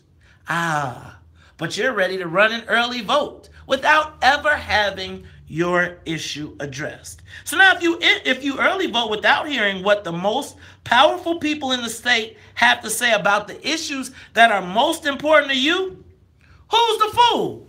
Them or you? Stop rewarding bad behavior for poor outcomes with an early vote. An early vote should be a reward for a job well done, not questions that still remain unanswered. Are we getting run out of the state, whether by taxes, by unemployment, or profiling? All are issues that the governor and the attorney general should be speaking on. What's their plan? You don't know? You don't follow, but you're early voting. For what? The best person that did the Casper slide? And you wonder why I call us black lollipops. Homewood, Flossmoor. This is the biggest issue to you. Have the most powerful people in the state addressed your issue? Brother Stroger, people say that I'm crazy and that I'm trying to get black people to not vote. That's not it. I just want them to understand that this is their time, that they have to leverage the opportunities to get what they want. Exactly. And it seems as though we just say, Mr. President, I just want people not even can we just be undecided? Even if you know who you're voting for. If you act undecided, they'll still try to get your vote. They'll still put more things on the table. They'll still address your policies and issues. But if you say, I'm already locked down a month out, you ain't got nothing left to get. Are you talking about the millions and millions of dollars that they never spend in the black area during election periods? You know this is right. When there's $150 million, almost $200 million, and black folks ain't got none, yeah. Y'all need to see. I ain't crazy. Look, she giving me the sign. So for Annette Flournoy in the newsroom, for Miss Sonia Escobar, the musical conductor of the Soul Plane, for my Cook County Board President, find me my penny tax commercial one more time. That's what I want to go out on. I am the host of the WVON morning show. And if they don't like it, you can still tell them. May said, we out of here. Peace. And I'll repeal the whole Stroger sales tax. You've earned your pennies. I'll save them for you. You lie! Chicago and the voice of the nation, 1690 WV. Yes. Oh, good show. Thank you. I enjoyed it. I'm glad to have you. We're going to have some fun this week. My son and I are going to do a podcast. Really? Uh-huh. I'm going to, one show is just going to be interesting people I know. So you'll probably be a guest because you're really interesting. Really? Oh, yeah. You think so? Yeah, you know so. No, I don't. Stop trying to be... they hate me, man. That's a sign of endearment. Really? Yeah. And then I think I might do a political thing too, maybe like once a week or something. Really? Once every 2 weeks. I'm not sure. Something. Yeah. I've got to get my son to get some bass in his voice. Don't worry about bass. I don't have any. No, you have. No, you do. You just don't know it. I did a sound check with him, and he can't get in the red zone. I'm like, come on, man. It's fun. This was fun, man. I think we're gonna have a good week. Yeah. Yeah, I gotta get this lobbying thing going. Hey, man. I was saying, let's I make. need a new car. Huh? let's have one car stuff. The black lobby. Think about that though, man. I was saying that the Black Caucus could make 10 black lobbyists that are billionaires with one blink. Peace. Mike Lightoff. You know Mike Lightoff? Yep.